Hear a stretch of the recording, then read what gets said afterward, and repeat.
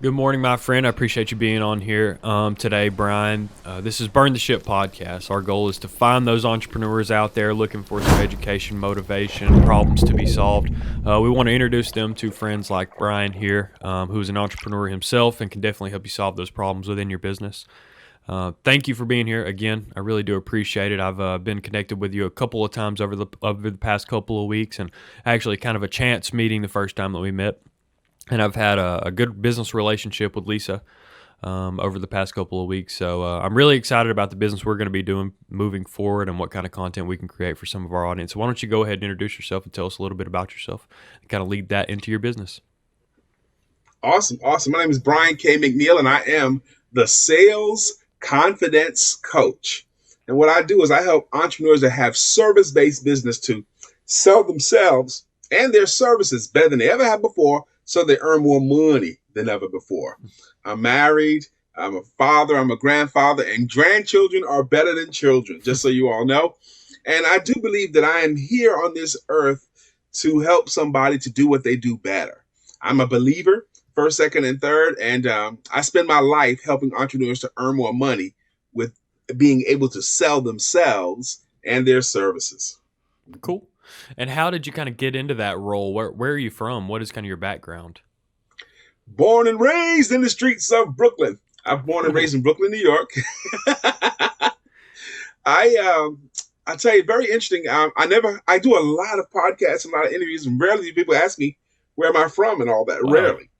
But I grew up in Brooklyn, but my journey began at age 23 when my wife came to my job, and she never came to my job, and told me we were pregnant. And I realized I needed more money. And people had been telling me at the time that I'd probably be good in sales. And I didn't know what that meant. I was 23. I'm 53 now. That's 30 years ago. What is that? So I saw in the newspaper, that's how old school this was, entry-level sales, we will train.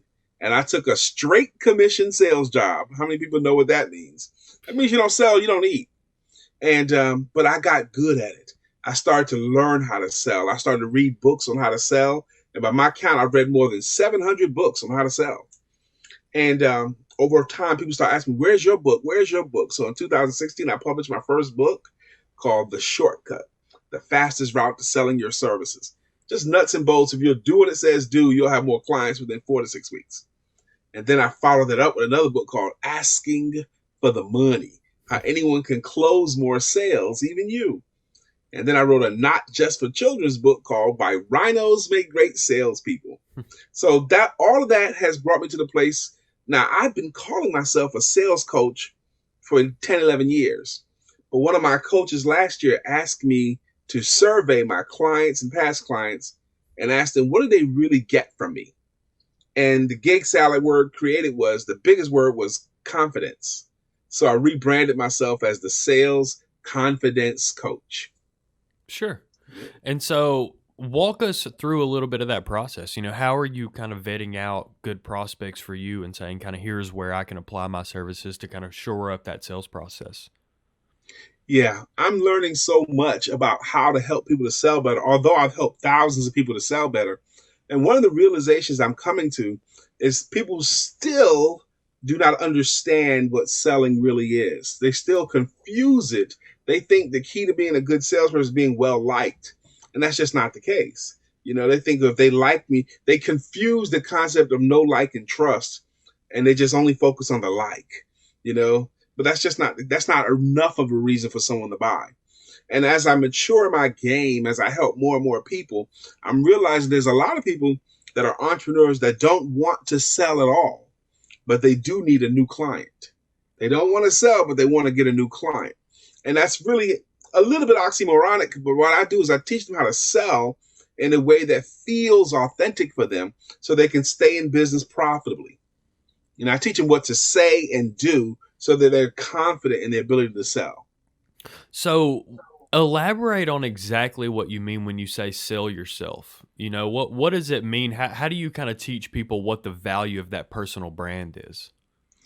How courageous do you feel right now, Bailey? Pretty courageous. Yeah. I'm in my element. All right. I want to role play some stuff with you. Okay. Sure. I'm glad you're feeling pretty courageous. I'm going to ask you 4 questions. Okay. 4. Sure. So If someone asks you, what do you do for a living? What do you say? I help businesses with credit card processing. Help business with credit card processing. Hmm? Now, if you were at a networking event and you met some cool people there that you had never met before, and one of those cool people asked you at that event, what do you do for a living? Would you say the same thing or would you say something different? I would say something different. Okay, so put yourself in that scene at a networking event. Hmm. And one of these brand new cool people you've never met before, they say, so Bailey, what do you do for a living? In that scene, what do you say? I do podcasts. You say, I would do podcasts. Yeah, probably. Yeah. Okay, cool. That's question one. Hmm. Question number two, we're not at the networking event, it's just you and I talking. Sure. So Bailey, who do you believe would pay for or invest their time into your podcast? Business development people and small businesses looking to increase the visibility of their brand. Awesome. That's question two. Question number three is those people that decide to take part in your podcast because they want to learn and increase the visibility and all that kind of stuff. Once they decide to become involved, whether financially or just with their time and attention, what do you call them? A prospect. Prospect. Okay. Mm-hmm. And then the last question of the four. So Bailey, what business would you say that you are in? Oh, I'm in the credit card processing business. Now you give me two. Let's do the podcast part, okay? Mm-hmm. Yeah, sure. I think it's because my businesses are so intertwined. Okay, the way we'll keep them intertwined then. Well, just Okay. I just to give you some a little bit of background about the podcast. So we've been in the credit card processing business forever. That's the real value that we bring, but nobody, that isn't the value that we lead with, because the real value in us as people is in our network. We believe that the network that we've developed over the past few years in business is really the biggest value that we have. So it plays into the podcast part. Our services are the merchant services part. If I was to say, what business am I in as far as the podcasting world, I'm in the businesses of helping people tell their story. Okay. Now, I'm going to pretend that I do what you do. Mm-hmm. Okay. Now, I could do them together, but I could do the podcast part and then the processing part separate. I think I'm going to have more fun with the podcast part. Sure. So I'm pretending I do what you do, and I want you to ask me, what do I do for a living? Okay, Brian, what do you do for a living? Bailey, you know how there's so many amazing entrepreneurs out here that find themselves with their head down, working their business, and a lot of times it's not working right, and they're trying to figure out how can they get information, how can they network, how can they meet the right people, how can they get the right stuff to help them. You know what I mean? Mm-hmm. Sure. Right. Well, what I do is actually make it easy for entrepreneurs to get access to great information and great people, and I do it through my podcast, so that they can not only network, meet other great people, learn great things, but then actually enjoy the process, have fun doing it, and benefiting their businesses because of it. That's what I do. Now, how was my answer? It was good. It was good. And I used the story format. Sure. See, when you asked me what I did for a living, the first thing I did was I introduced into the conversation a problem that my service solves, and I got you to agree on the problem. I said, you know how there's so many of them that da-da-da-da-da, and because you understand it on a high level, it was easy for you to agree. You started nodding your head early. Sure. The moment you agree on the problem I introduced, that's the moment that you have metaphorically taken me by the hand. And now I can take you on a journey. So I got you to agree on the problem. And it all took about 30 seconds. Sure. Once I got you to agree on the problem, then I transitioned you and introduced myself as if I'm the solution. I said, well, what I do is, and I just conveyed that I solved that problem through my services. And then I ended it with a benefit. I do all that cool stuff so that they can have fun and earn more money is what I did. And the way I did it sticks. Now, the way you did it by being descriptive, describing what you do is fine, but it doesn't stick. It doesn't stay, and it doesn't compel. Because your clients get bombarded by so much information every day. They get real good at hearing stuff and then flushing it, hearing it and flushing it. Sure. So, but a story format with a benefit attached to them tends to stick with them, and they can now they see you as a resource and a benefit, and you stick, and they can refer others to you because of the story format. Is Sure. that helpful? Yeah, absolutely. It makes a lot of sense. So you're helping people kind of understand that every business has a pitch. That's something that I've really seen, in the past year and a half, is that through the pandemic, a lot of people have been forced in those sales situations and weren't ready for those sales situations as well. It's Hmm. like you're kind of speaking a different language to a different entrepreneur right now, and so many people are playing that quantity game of how many people can we reach out to in this space to close deals instead of really putting some Yeah. quality to that pitch. Let me help you out a little bit more. Sure. I'm going to suggest to you that you never pitch. Pitching is a concept that's old school. It's one of the reasons people don't like salespeople. They pitch and deals and stuff like that. Don't pitch. Tell your story. There's two types of people we know that love stories. One of them is children. We know they love stories. Tell me a story. And the other one is adults. And we know that's true because we watch movies and TV shows. If I pitch a ball at you, you're either going to hit it with a bat or swing and miss at it or dodge it or something. But none of those are things that you want people to do with your offers.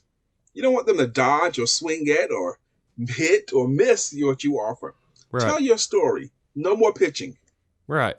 Yeah, that makes a lot of sense. So what is the typical like time frame that you're kind of helping businesses and business owners through that metamorphosis of learning how to sell? It could be within 15 minutes, or they can take a curriculum with me.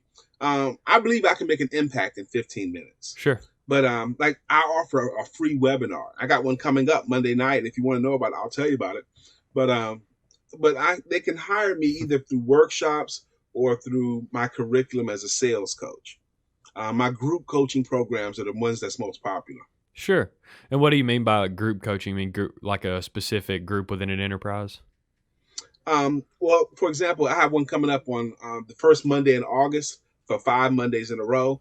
And it's just everyone comes in as a group, and I do the same class. I do the class Oh, as okay. if it was Okay. me teaching them. Sure. Okay. It's called the Sales Confidence Course. Okay. The Sales Confidence Course over 5 weeks. How do you meet your clients? Now, there's a couple ways that people do it. Now, I speak to gain clients, and I put out content to gain clients. Now, the beautiful thing is something like this here, a podcast. This is a speaking opportunity for me.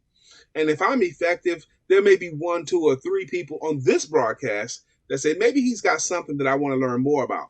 I always come bearing gifts. I give a free ebook when I come, and those people that sign up for the ebook, they have an organic understanding of who I am. At least they heard me at some point. I don't want a ton of hundreds of leads that don't really know who I am. I only want organic reach. They know something about what I do, or they've heard me do something. So I speak to gain clients. And because I speak so often, and because I've been staying in my game for so long, I get booked all across the country on different platforms because they know Brian is a sales speaker. If we need a sales speaker on this event, who do we know that speaks about selling and themselves and their services? It's me. That's why you want to be known for something. You want to be known for something. But I speak to gain clients, or I put out content to gain clients, like Sure. an article or Sure. something.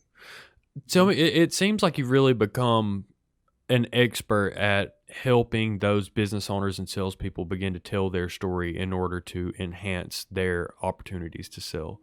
What has that ability, and being able to teach people how to really tell their story, what impact has that really had on your life and kind of the lives of the people that you've been teaching outside of their business? Besides the fact that I make a ton of money doing it, um, I know for a fact, and the biggest impact is they earn significantly more money, and they earn their money in a way that feels good to them. Now, there's a lot of different benefits that come when you're feeling better about yourself. Okay. But my benefit is that they earn significantly more money. Here's the thing. A lot of them, Brother Bailey, they're operating their business and they have this internal screaming match. Oh my gosh. If I don't get me another client soon, I'm going to have to quit. And I really don't want to quit. I want to stay doing what I do. And I help them to become profitable enough to keep on doing what their passion is, to keep on doing what they love to do. If they want to be a coach, a consultant, a trainer, they want to be in financial service, they want to be in real estate, you've got to earn money. Okay. You got to earn significant money, because especially if what they offer actually helps somebody. If they what they offer actually helps somebody, then they owe it to the world for them to stay in business profitably, because if they're not profitable, that person that they would have helped next week, next year won't be served. Sure. There's a concept called the sin of the desert. The sin of the desert. It's when you know where the water is, but you won't tell anyone else. You know where the solutions are, but you keep them to yourself. If you have something that you know will help the world or help somebody in the world, you owe it to them to offer your services. Today, selling is not transactional like people used to think it was in the era of pitching. It's a motivational act. You're motivating your potential client to take an action in their best interest through your services. Does that Sure. make sense? Sure, absolutely. It definitely does. And that's really why I asked that question is I'm trying to kind of quantify that for our audience is that when you develop that skill of telling a story and how you communicate that way, it pours into so many different aspects of your life. You know, the way that you communicate with your family, the way you communicate with your community, all of those different, the way that you communicate with the employees within your business as well as, you just approach, you approach your dialect in such a specific way. You frame and phrase everything in such a specific way that, it has to have significant impact on the way that you just have everyday conversations as well. You mentioned something there. I think the two most important skills of life, the two most important skills of life that have more to do with your happiness or sadness, success or failure, prosperity or poverty. Number one is the ability to communicate. The ability to communicate, articulate your thought in a way that they can understand it simply enough that they can get it. And I put communication in 5 facets: speaking, listening, comprehending, questioning, and written. And written is only emails and text messages. But you got to be able to communicate simply enough that everyone can hear it. That's why I eschew people using industry jargon, all that. Because if they don't understand all the words, the rest of the communication suffer. But the ability to communicate is number one. And the second most important skill of life, and it's really not second, it's one and 1A, is the ability to sell. The ability to transmute what you offer in exchange for something of value, in other words, money. Sell people on your way of thinking, sell people on your ideas, sell people on your products and services. The ability to sell has so much to do. You really can sell your way successfully through life. And some people have a negative connotation to the word. I don't. I have a wonderfully positive connotation to the word because I understood how it originated. The word sell literally means to help. That's what it means, to help. Coming from two Greek words, sell and ye. If you think of your work as to help someone to get the goods and services, to help them to get the solutions that they want instead of selling them. Matter of fact, if you're one of these people who have a negative connotation to the word sell or selling, just replace it every time with the word help or helping. I sold the Joneses, I sold the Thompsons, I sell more than anybody. I help the Joneses, I help the Thompsons, I help more than anyone. It fits beautifully because it's supposed to. Sure, absolutely. I have to ask, if you weren't in this role within different organizations, what would you be doing? If this wasn't what you were doing with your life, if this wasn't your real drive, where do you Yeah. think you would be? What are some other passions that you have? Well, number one passion other than my business is male empowerment networks. I have an organization called Male Empowerment Networks, and it's an all the time thing for me. I've been had it since August of 2013, but it's for men and teenage men. And we meet twice a month on the first and the third Tuesday of every calendar month. We do it virtually now, and because men tend to cry in the dark, and men need a place where they can unburden and be transparent. No women around. We talk it out. It's a discussion group. So if I wasn't in the profession of helping people to sell themselves and their services, my full-time ministry would be men and teenage men. Sure, And first and third Tuesday is the first Tuesday of this month coming up. sure. It absolutely hmm is. I think I want to check that out as well. That's I pretty would have cool. loved for you to be there, Sure, and you'll love it. You'll love it. You'll meet the guys. We got a great group of guys. So. sure. Yeah, Mhm. I'm curious as well, just to kind of pick your brain about this. So as you have developed this skill for telling your story and helping people kind of tell their story in order to increase and enhance their ability to sell, do you feel that you've become a better listener as well? Yes. Now, here's the thing about listening. There's a different way of listening when you're selling than you are when you're just conversing. Mhm. And most people can do it really good. They just have to be retaught how to listen. Do you feel courageous again? Sure. Yeah. Okay. Are we going to play a listening game? Okay. Okay. Sure. The game starts right now. Let's say that you are a bus driver. Okay. And on your first stop, you pick up 4 passengers. Are you with me? Sure. All right. On your second stop, you pick up 4 more passengers. On your third stop, you pick up 2 passengers. You still with me? Mm-hmm. And on your fourth stop, 5 passengers get off of your bus. Now, what is the bus driver's name? Bailey. There you go, bro. Yeah. Most people would say, you didn't tell me. And I said, yes, I did. I told you a lot of times. I could have asked you, how old is the bus driver? Where does the bus driver live? Because I said, let's say you are the bus driver. Good job. That's the ear that you use to sell. Okay. You want to try another one? Sure. Okay. Bailey, spell the word top. T-O-P. Right. Spell mop. M-O-P. Right. Spell cop. C-O-P. Right. And spell pop. P-O-P. Good. And if you're driving and you get to a green light, what do? You go. That's right. Yeah. You continue. 2 for 2 for Bailey. Most people will spell out S-T-O-P. Stop. Now, why do you stop it? I slow it down at the end to make sure that no one thinks I'm tricking them. Right. So when you get to a green light, what do? They say stop because they're thinking ahead. You have demonstrated that you're still in the moment and you're paying attention. Sure. Good job, bro. Yeah. Your brain is, patterns are a big part of your brain. You know, your brain really relies on patterns to try to be able to predict what's coming before you. And predicting versus listening. Exactly. Yes, but you were listening. Exactly. And that happens a lot of times in the sales aspect. Is like, you've probably been through the same sales scenario, telling your story and closing a deal. You know, I've been through that countless times. You get into that, and I've dealt with this because I knew so much about my industry. I really was interested in learning so much about my industry early on that I had the ability to come in and ask you who you were, and ask what industry you were in, and ask how you were taking payments, and see how much volume you were doing. And I could put together an entire, hey, here's how much we're going to save you. Here's how the process is going to go. Well, I've skipped over 98% of the selling.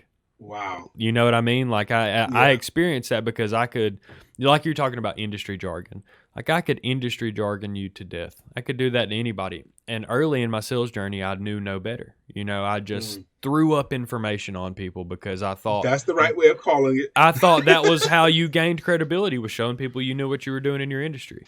You know, so and there's some of that too, and that actively listening and understanding that each, you know, treat everything as unique was a skill that I had to assess as well. So I wanted to pose that question to you. So tell us, Brian, you know, just as we kind of wrap up here, I got a couple more questions for you. But first, tell us how people can reach you if they want to have a further conversation with you. How can they get in contact with you? I'm very accessible, but I just said the easiest way, just go to my website, briankmcneill.com. Now, I'm BRIAN, the letter K, and MCNEILL. There's 2 L's.com. On there, you'll be able to get your free gift, the 1, 2, 3 formula, which teaches people how to kill the question of what do you do for a living, and also introduces to them a way of selling your services. But also on there, there's a way to schedule a complimentary one-on-one session with me, 15, 20-minute session, and we'll be able to exchange some value. But it's just as easy enough to go to my website. I'm on all the social media platforms, but go to my website, you'll find out how to reach me. Sure. Cool. And as our last question here, I really always kind of ask this in a different way. You know, I kind of put my own spin on it sometimes, but I want to know, for those people in our audience that are experiencing, you know, or soon to experience their burn the ship moment, where they are going all in on their business, or they're acquiring a business, or whatever that situation looks like, where now they're, you know, 40, 50, 60, 70 hours a week are intertwined into this one business entity. What would you say to those people that are looking for, you know, some type of problem solving or some type of motivation, and they're really weighing those options of, should I go all in on my business or not? there are a ton Yeah. of people out there. So can you speak to that moment that you had for yourself and what that experience is like? I can speak to that moment, and I want to speak to that person. The thing that you're doing, the business that you're endeavoring to do, are you doing it to people out there, or are you doing it for them? And then the question is, are you sure? See, because a lot of people say they knee jerk say, I'm doing it for them, for the clients, for the prospect, for the world. Are you sure you're doing it for them? Because if you're sure you're doing it for them, then you owe it to them to learn whatever you got to learn, to work as hard as you got to work, to make sure that you continue. If you saw people out about to make a serious financial mistake, wouldn't you want them to, wouldn't you not warn them? If you saw them about to go into danger, would you not want to stop them? So if you're doing it for their benefit, you owe it to them to stick and stay and learn and do what you can to the best of your abilities. If you're doing it for yourself, you'll start having thoughts about, how am I going to eat? How am I going to feel? What are my friends going to say about me? Okay, that's being self-directed. But if you're other-directed, you owe it to them to stick and stay and do what you got to do. Those of you who are endeavoring for the entrepreneurial life, I want all people to be entrepreneurial full-time. I want that for all of my children. Even though the entrepreneurial life has some high mountains and some very low valleys, even though it has some wins, it also has a lot of pains. Overall, it's a much better life. It's a much better life overall, even with the winning and losing, even with the exhilaration and the failure. And overall, it's a better life. Sure, it absolutely is. And one that we drive our boat ourselves. Yes. And then you get to the place where you're unemployable. You just can't work for anyone else. And we look forward to those days.